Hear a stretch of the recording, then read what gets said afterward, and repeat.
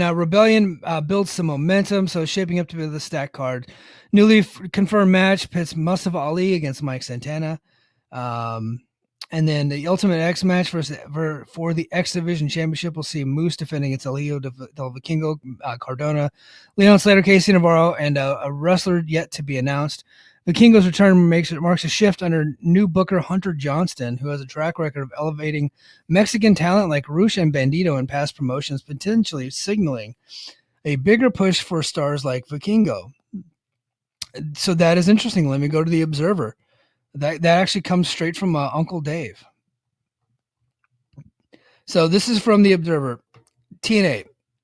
Vikingo will return on the 427 show in Los Angeles as part of the Ultimate X match with Moose, Slater, and Cardona. While prior regimes of TNA had not pushed Mexican talent like Laredo Kid and Black Taurus, who were used underneath, even though Taurus showed in AEW and PWG how much charisma he had.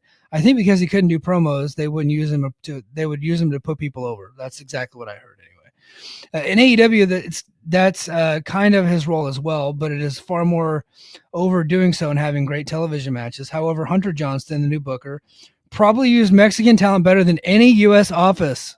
This is from Dave. It came after the key stars left at the end of 2018 for AEW, so he had to start from scratch. But he made Rush and Bandito world champions, and they came across as superstars with the brand, as did Dragon Lee. The company wasn't drawing, and then the pandemic hit. So, if it's the case that Vikingo, if Vikingo is in for a while, and he can go. Now that's the big question. Is like, A, is he going to be around? And B, can he actually go? I don't know. I don't know if this guy can go anymore. He's had a lot of knee injuries. So we'll see if he can actually move. But if he can go, Hunter Johnston does have a track record of actually pushing Mexican stars, which has been my gripe, one of my major gripes with TNA for a long time. Laredo Kid is good. Black Taurus is good. I don't care that they can't speak English. You figure that part out. When they had Pentagon, and now Pentagon is oozing charisma, like he is next level. I get it. But when they had him, they did it in subtitles. Like he still did his promos, did them backstage and made them look all crazy. They were short and they had subtitles. Like there's a way to get around a guy not being able to speak English.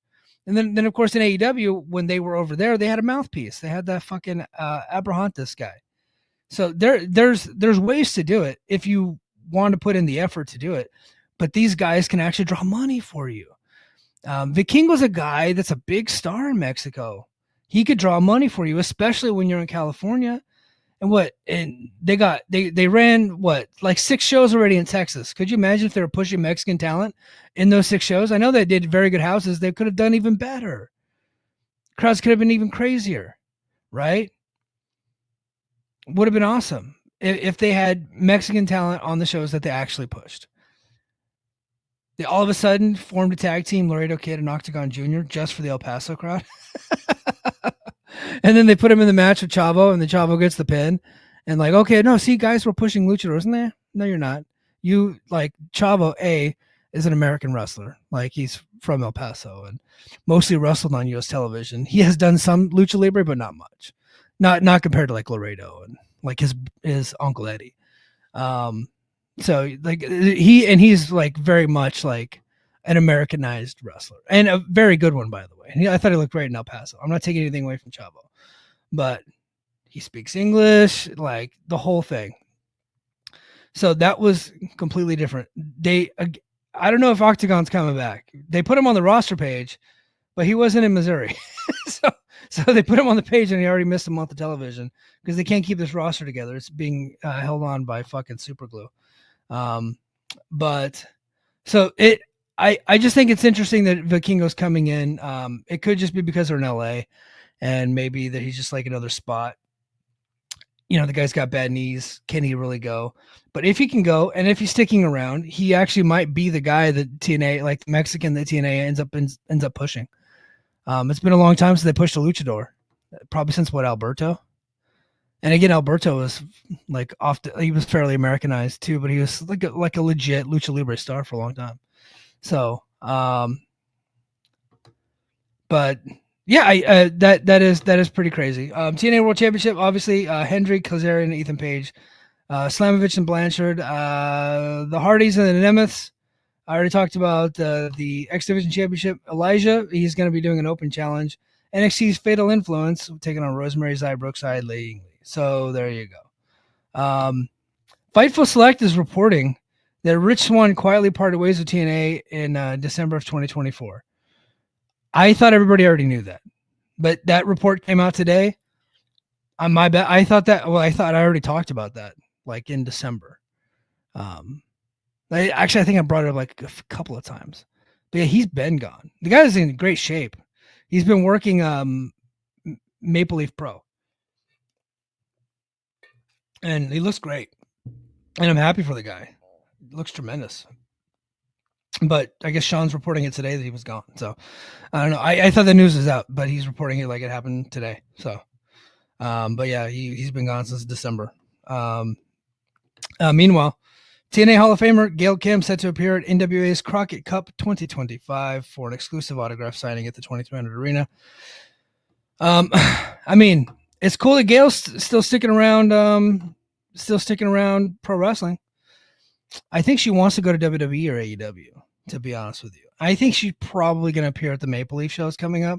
They got some big shows coming up in Toronto at the Maple Leaf Garden, and then, of course, they got a big one in Quebec. Not the same place that they did the Slammiversary, but a different one. And so, yeah, they have some big shows coming up. I get the feeling Gail Kim will be on those shows. She's pretty tight with D'Amour. So, and she's Canadian. So, like, she's like a Canadian women's wrestling legend. So, it makes total sense that she would be at those shows. But yeah, that's all the news that I have. Not a ton of news going on.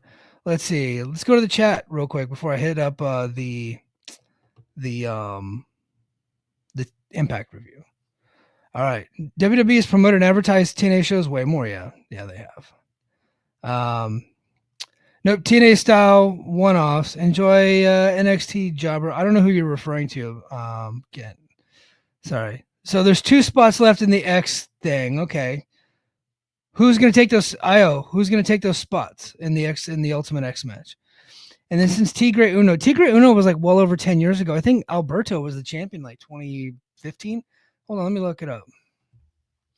Alberto Del Rio TNA champion. Let's see. I think he was TNA champion in like 2016, 2017. Wait, he did not hold titles in TNA? Alberto was not the TNA World Champion? I could have swore Alberto was the TNA World Champion. Wait, hold on. Impact Wrestling Champion. Alberto won the Impact Wrestling World Heavyweight Championship after his debut in 2017. Okay, yes. Yeah, I remember. Yeah, it was Impact. Yeah, it was if you do Impact Wrestling, but it was during the GWF era. That was a wild era of TNA or of Impact Wrestling. You know, Jeff Jarrett's in charge, brings in Alberto. Alberto doesn't give a fuck. He does not care what's going on. Dude's like doing blow. He's got Soraya on his side, and like they're like at each other's throats all the time. I think that was like an abusive relationship. At one point, like he got in trouble in Mexico for beating up a guy who dressed up as a Ninja Turtle. Like that legit happened. Like he was like high on coke or something, and beat up a Ninja Turtle. It's like fucking Alberto, man. Like he's literally one of the worst people ever in pro wrestling, and he happened to be the Impact World Champion. He was WWE Champion too, and AAA Champion. So a lot of people and he's still in AAA. He's like still one of their top stars. I think he just got in trouble for beating up some fans or some shit. So he was crazy. I think he got fired from TNA for like no showing, just being a dick, doing a bunch of just being asshole Del Rio. That's what I used to call him on my original podcast. I had like a weekly segment dedicated to him, and it was just like asshole Del Rio did this, is in the news again, and it was usually like 2017 was an interesting year for asshole Del Rio, but But yeah, man. It's been a long time since they pushed the luchador. Yeah, it would have to be 20. I consider Del Rio a luchador for sure. I mean, he was like Dos Caras, right, in Mexico for a long time and fought in Pride. And then, obviously made his name in WWE. So people don't look at him as like a luchador, but he was like a legit luchador before he got into WWE. Got Americanized, and then made his way to TNA whenever he got on in between WWE stints, essentially. So the crazy thing about all that is that like he comes over during a in between WWE stints is like a dick the whole time, ends up going back and then gets fired again, and then tries to come back to TNA, but like Callis and Demore were like, we're not. It's like, no, we're not bringing you in, dude. And then he ends up getting like arrested for he had this girlfriend, he like kidnapped her. It was like a whole thing. He ends up he got off on all those charges, but it was like a scary situation. Everything that he had going on in his life, and AAA ends up bringing him in like after that. I think Jim Cornette, or was it Brian Last on his podcast, was like they need to do they legit need to do a Dark Side of the Ring on Alberto because that guy had everything. He was a really good worker. I actually liked his matches. I didn't like his finish. I didn't like you had to hold the ropes. Like he would put you in the corner, you had to hold the ropes yourself so that way he could stomp on you. I didn't like that. But outside of all that, I thought he was really good. I thought he was a good promo. I thought he had a cool gimmick. Like he was like a Mexican aristocrat. Yeah. aristocrat.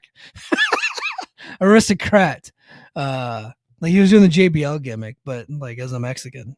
And was coming in, had the announcer, Ricardo Rodriguez, who was on W recently.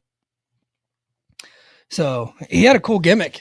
I thought he was going to be like megastar, but the guy just couldn't get his stuff together. Total douchebag. So I think that he should absolutely get a Dark Side of the Ring episode for sure.